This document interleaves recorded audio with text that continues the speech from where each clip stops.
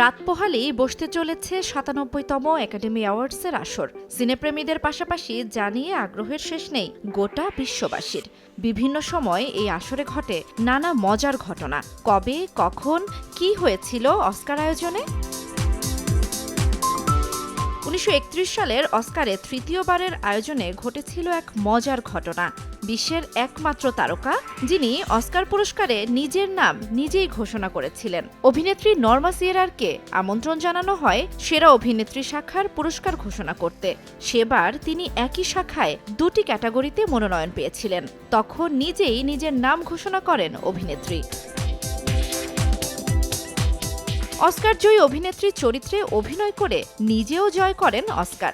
Martin স্কোরসেজির the এভিয়েটরে Oscar জয়ী অভিনেত্রী Catherine Hepburn এর চরিত্রে অভিনয় করে কেট ব্লানচেট ২০০৪ সালে নিজেই জয় করেন অস্কার। অস্কার ইতিহাসে সেরা সিনেমার নাম নিয়ে ঘটে এক বিশাল বড় ভুল। এমন ভুলের ঘটনা দ্বিতীয়টি নেই। ঘোষণা করা হয় লা লা ল্যান্ড এবারের অস্কারে সেরা সিনেমা, পরে তারা পুরস্কারও নেয়। কিন্তু কিছুক্ষণ পরই আয়োজকদের পক্ষ থেকে বলা হয় তাদের একটি বড় ভুল হয়েছে। মূলত সেরা সিনেমার পুরস্কার পাবে মুনলাইট সিনেমা। একবার তো অস্কার নামের এক ব্যক্তি পেলেন অস্কার পুরস্কার। অস্কার ইতিহাসে এই নামে একজনই এখন পর্যন্ত পুরস্কারটি পান। তিনি ৫ বার অস্কার মনোনয়ন পেয়ে ২ বার পুরস্কার পেয়েছেন।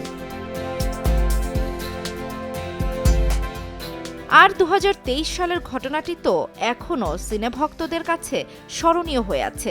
অস্কারের মঞ্চে অভূতপূর্ব এক ঘটনার সাক্ষী হয় বিশ্ব।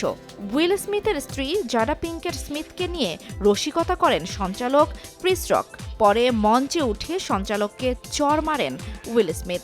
বহুল আলোচিত সেই ঘটনার পর ক্রিসের কাছে ক্ষমা চেয়েছেন স্মিথ। সেই সঙ্গে অস্কারে ১০ বছরের জন্য নিষিদ্ধও হয়েছেন এই অভিনেতা। জান্নাতুল দোলনা, সময় সংবাদ।